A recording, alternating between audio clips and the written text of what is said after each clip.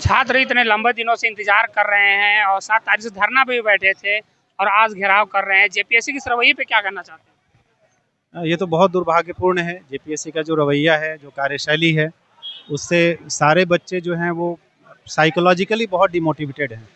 और जेपीएससी को क्लेरिफाई करना चाहिए, या तो रिजल्ट निकालना चाहिए या क्लेरिफाई करना चाहिए कि क्या कारण है जिसकी वजह से नहीं निकाल पा रहे, या अगर इनकी कोई योजना है कि हम 10 दिन, 12 दिन, 15 दिन में निकालेंगे, तो एक नोटिस दे देना चाहिए कि इतने से इतने तारीख के बीच हम रिजल्ट निकालेंगे, तो इस तरह का पैनिक सिचुएशन क्रिएट नहीं होता। सर, आप शिक्षक हैं और आप लगातार जेपीएससी को देख भी रहे हैं। कोई भी वैकेंसी आता है जेपीएससी में तो इसी तरीके का मामला आ जाता है, लंबा खींचता है। इस पे क्या कहना चाहते हैं? तो इससे तो अब जो पूरी परीक्षा प्रणाली है और जो संस्था है, उसकी विश्वसनीयता ही खतरे में है।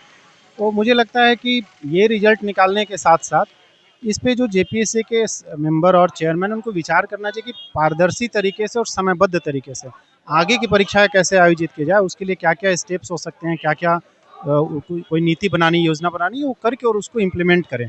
नहीं तो इनकी विश्वसनीयता हमेशा खतरे में रहेगी फिर। सर, और भी जितने भी मान के चले कि बिहार का जो अगर हम देखते हैं तो वो समयबद्ध तरीके से ले रही है और जेपीएससी क्यों नहीं ले पा रही? आप देख रहे हैं, लगातार इसको देख रहे हैं, क्यों नहीं ले पा रही है? तो काम करने का सिस्टम इनके यहाँ ठीक नहीं है, क्योंकि इस तरीके की व्यवस्था तो किसी राज्य में नहीं है। जैसा जिस तरीके का डिस्क्रिपेंसीज यहाँ पे है, उस तरीके का मुझे नहीं लगता भारत के किसी राज्य में है। तो उसको ठीक तो इन्हीं लोगों को करना होगा। इनको करना होगा, सरकार के जो संबंधित लोग हैं उनको विचार विमर्श करना होगा, कैसे प्रक्रिया बना के उसका अनुपालन किया जाए। इन सब चीज़ों पे काम करना पड़ेगा। नहीं, वो ठीक है, स्वतंत्र बॉडी है, वहाँ तक कोई दिक्कत नहीं है। बट पीछे कई परीक्षाओं में आपने देखा होगा, जेपीएससी को लेके मुख्यमंत्री जी का कई बार स्टेटमेंट आया है।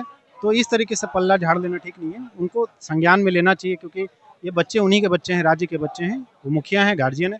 तो उनकी जिम्मेदारी बनती है कि वो अभिभावक की तरह बच्चों की पीड़ा को समझे, सुने और उसको दूर करें। साइकोलॉजिकली बहुत डिप्रेस्ड हैं बच्चे, बहुत मतलब डीमोटिवेटेड हैं। घर से भी प्रेशर है, इतना कुछ छोड़ के इतना परिश्रम यहाँ पे करते हैं, छोटे छोटे कमरे में रहते हैं, इतनी गर्मी में वो करते हैं, और उसके बाद ये स्थिति है। तो आप समझ सकते हैं कि शारीरिक मानसिक दोनों तरीके से बच्चे पीड़ित हो रहे हैं।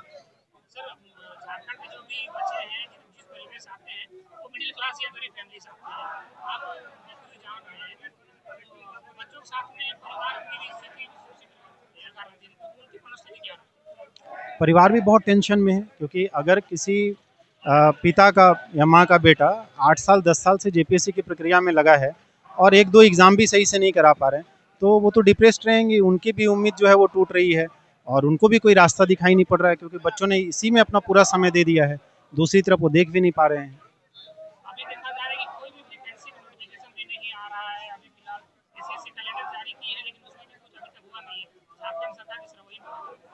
ये तो दुर्भाग्यपूर्ण है, चिंतनीय है, और इस पे बहुत शीघ्रता से विचार करके और ठीक करना चाहिए, बहुत ज़रूरी है।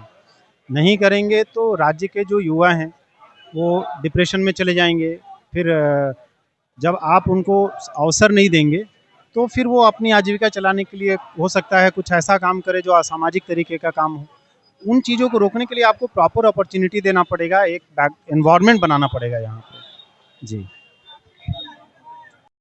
सर, आप क्या कहना चाहते हैं? आप वहाँ धरना पे भी आए थे, इनके समर्थन के लिए, बच्चों के समर्थन के लिए आए थे, आप क्या कहना चाहते हैं? वही तो बात है, घूम फिर कर बात आती है कि हम लोग तो शिक्षकगण हैं, हम लोग का काम पढ़ाना होना चाहिए।